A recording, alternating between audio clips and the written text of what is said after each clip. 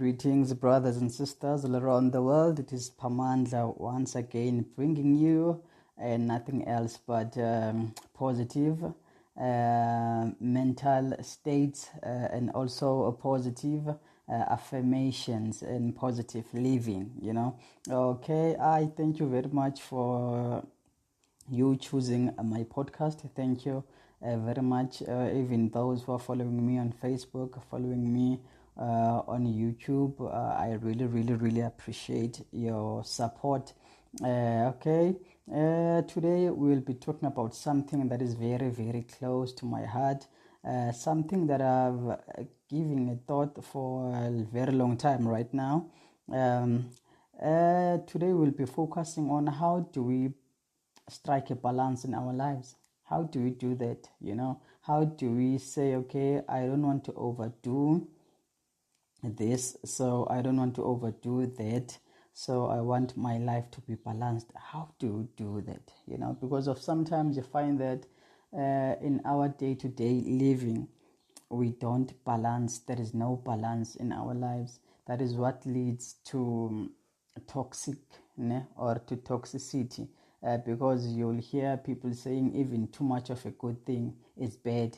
Even if you are doing a good thing, if you are overdoing it, there is no balance. You need to remember it can lead to being toxic.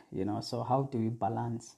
Because of I believe that within all of us there are two selves, one for the kitchen and one for the soul. I've got this one that way. There is one of us for the kitchen and there is one of us for the soul. So one of ourselves is artistic. It is the dreamer, the one who follows the voice of your heart and your passion. It is the one we might aspire to be, to feel happier. So the other one is more serious and focused. It is the self who knows that there are bills to be paid and as well as food to be put on the table. And it is the one who acknowledges our responsibilities. So we have those two selves. All of us, we do have them. So which self is right or which self is wrong? Which self should we be nurturing, or which self should be nurtured in those two selves? We all have those two selves in us. So the answer is, of course, that both bring something incredibly valuable to the whole that is us. So both of those characters or both of those selves in us, they bring a very great value in us. Neither can be ignored without consequences. So if we let the responsible party take control, then we will never have any fun. Our life might become dull and it get easier to be to lose sight of our dreams. So we can live happier by suppressing our passion, or suppressing our passion. So if we let the dreamer take the lead, then we will follow our dreams but might get lost in immediate problem. We might get in the trouble or in debt, making life a bit harder than it is to be. So you can see those both sides, they have good and they also have negative.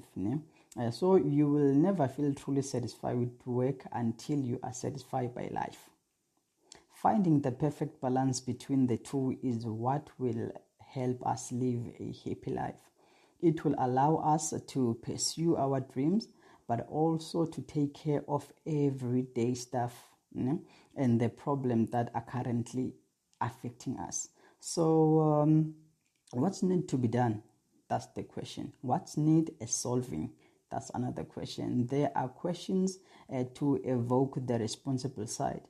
Now ask your dream side what you want and what dream is aspiring you at the moment. It will take time to find your balance.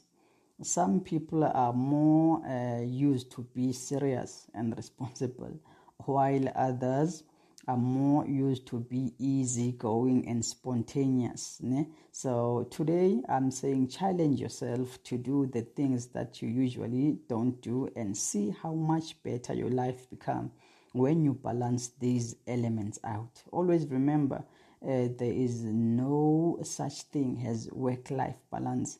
It is all life. Ne? The balance has to be within you. So thank you very much. That's all I've got today. It is very short, simple, and sweet. And I hope that in everything that we do, it's either work, it's either going out, it's either school, it's either home. We must always have a balance in all the things that we do. We must not do the other one too much and do the other one a little bit. We must always remember that life is all right the way it is. There's no such thing as work-life balance. The balance has to be within us, so we have to balance each and everything that we are doing. Even spending time with friends, you must balance it with spending time with yourself. Spending time outside must also balance with time spent inside the house, going out and all those things, and also spending time spoiling yourself, eating all the good things must also be balanced with exercising, all those things. So spending time watching TV must also be balanced with spending time reading something. Grab a book and read something. Also we must balance our lives. Sleeping, you must also try to at some point balance your hours. Don't oversleep, and also don't overdo things with your body. Don't overwork your body. So each and everything, in order for your body, in order for your mind to perform perfectly, there must be a balance. You must not do or overdo something, because without balance, you will end up burning out. You will end up not feeling well because of you didn't balance. You have did something, or you have overdone something that was not supposed to be overdone. So I was supposed to drop it there.